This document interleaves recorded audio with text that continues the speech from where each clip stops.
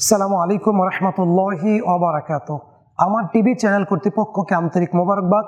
আমি শামসুল ইসলাম সালাফি আমাকে নিমন্ত্রণ করার জন্য। আজকে আমাদের আলোচ্য বিষয় মাহে রমজানের সাহারি এবং ইফতারি।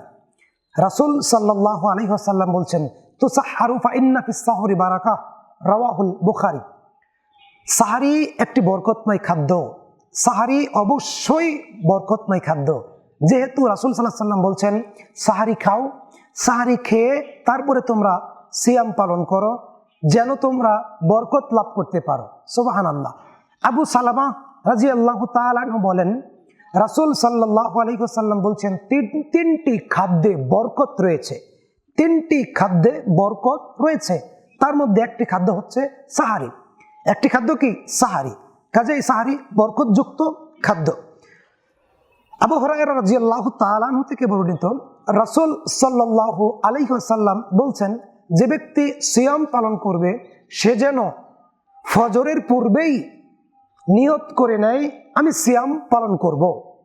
কারণ ফরজ সিয়ামের নিয়ত জরুরি এবং ফরজ সিয়ামের নিয়ত ফজরের পূর্বেই করতে হবে। সাহারি আপনি যদি পারেন আপনার সাধ্য অনুযায়ী যেটা আছে আপনি সেটাই খাবেন।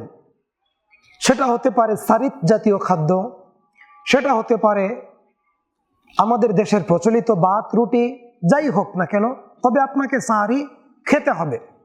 এবং সাহারি খাওয়ার মধ্যেই কল্যাণ বরকত রয়েছে। রাসূল সাল্লাল্লাহু আলাইহি ওয়াসাল্লাম বলেছেন, ইহুদি এবং খ্রিস্টানেরাও সিয়াম পালন করে, তবে তারা সাহারি খায় না।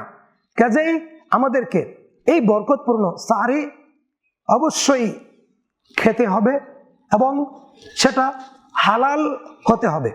ইফতার অবশ্যই গুরুত্বপূর্ণ ইবাদত।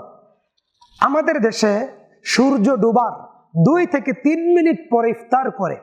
রাসূল সাল্লাল্লাহু আলাইহি ওয়াসাল্লাম বলছেন, দেরিতে ইফতার করে ইহুদি এবং খ্রিস্টানেরা।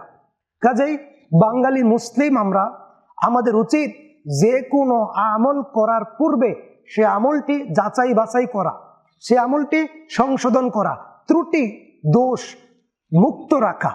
রাসূল সাল্লাল্লাহু আলাইহি ওয়াসাল্লাম বলেছেন যে তোমরা ইফতার করো, আমার উম্মতেরা যতদিন তাড়াতাড়ি ইফতার করবে ততদিন কল্যাণের মধ্যে থাকবে। সুবহানাল্লাহ।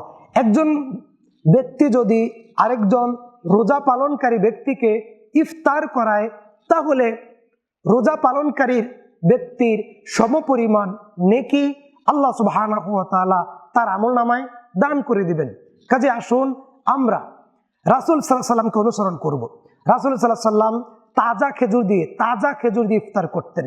যদি তিনি তাজা খেজুর না পেতেন তাহলে শুকনা খেজুর দিয়ে ইফতার করতেন। যদি তিনি শুকনো খেজুর না পেতেন তাহলে তিনি সাদা বিশুদ্ধ পানি দিয়ে ইফতার করতেন। সুবহানাল্লাহ। কাজে আসুন আমরা বরকত, রহমত, হেদায়াত, ক্ষমা এই পরিপূর্ণ রমজানের মাসে একা একা ইফতার না করে নিজে, প্রতিবেশী, নিকটবর্তী সবাইকে সাথে নিয়ে আমরা ইফতার করব। ইফতারের বিধিবিধান জেনে অবশ্যই আমরা ইফতার করব। আল্লাহ সুবহানাহু ওয়া তাআলা আমাদের সাহারি এবং ইফতার বরকত দান করুন। আমিন। আসসালামু আলাইকুম ওয়া রাহমাতুল্লাহি ওয়া বারাকাতুহু।